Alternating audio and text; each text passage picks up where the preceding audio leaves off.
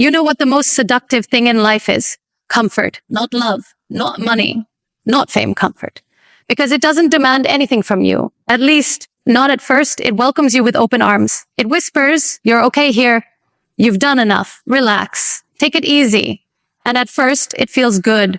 You stop running. You stop grinding. You start letting things slide just a little. You give yourself a break. After all, haven't you earned it? Haven't you suffered enough? But here's the problem. Comfort is a lie. A slow, creeping lie that turns into a prison. At first, it looks like peace. Then it becomes routine. Then it turns into fear. Then it becomes paralysis. And before you know it, you're stuck. Trapped in a life that feels safe, but hollow. Surrounded by walls that you built yourself. And you don't even remember when. Look around. Look at the people who gave up on their dreams 10 years ago. People who used to talk about big ideas, big goals, big plans. What happened? They got comfortable.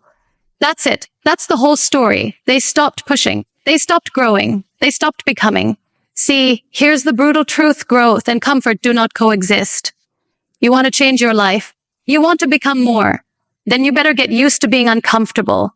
Discomfort is not your enemy. Discomfort is your compass. It points you to the places you need to go. And what do most people do when they feel it? They run. They reach for their phone.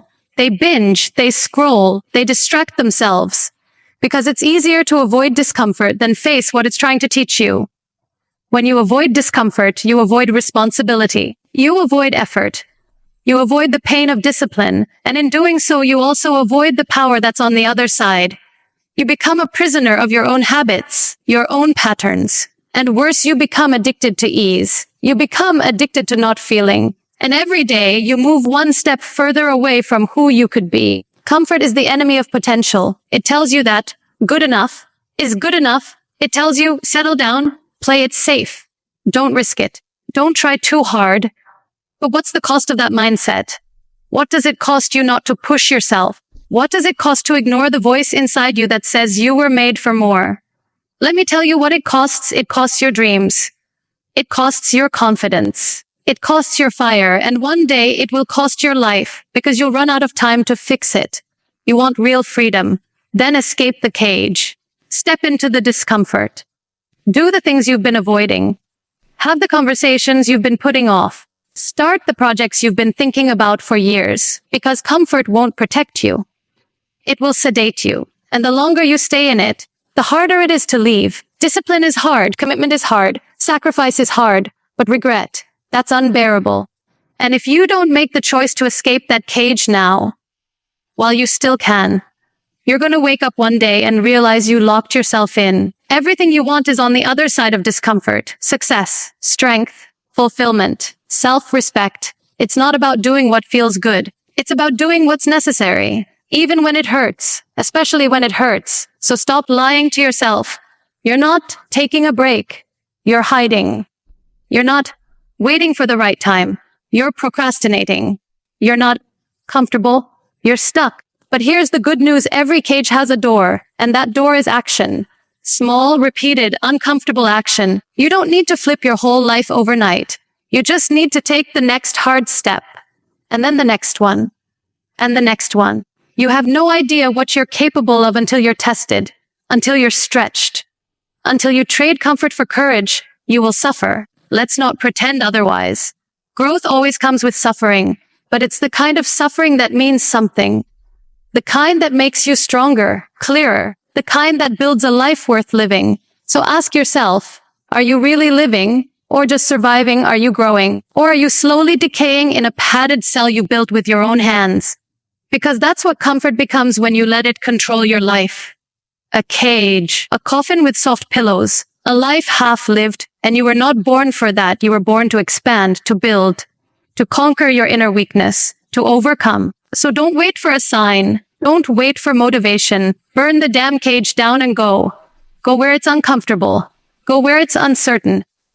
Go where you might fail. Because that's where you'll find your strength. That's where you'll meet the version of you that doesn't settle, that doesn't hide.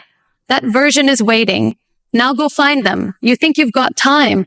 Let me tell you something that should shake you. You don't. Time is not on your side. It's slipping. Quietly. Relentless every second you spend caged in comfort, another piece of your potential dies. Every minute you give away to laziness, avoidance, or fear, you never get that back. Not 1 second. And you know what hurts the most? You're not even running at full capacity. You don't even know how powerful you are because you haven't even seen yourself without the chains yet. You think this is you, this distracted, tired, numbed out version of you. No, that's not you. That's the shadow of you. That's the ghost of what could be. There's a monster in you, a force of nature, a creator, someone with fire in their gut and steel in their spine. But you keep that part of you locked up because if you really let it out, if you really unleashed everything inside you, you'd terrify yourself. And that's exactly why you have to. Because comfort is killing your edge, and you need your edge. You need to be sharp, dangerous, focused, not soft, not sleepy, not sedated.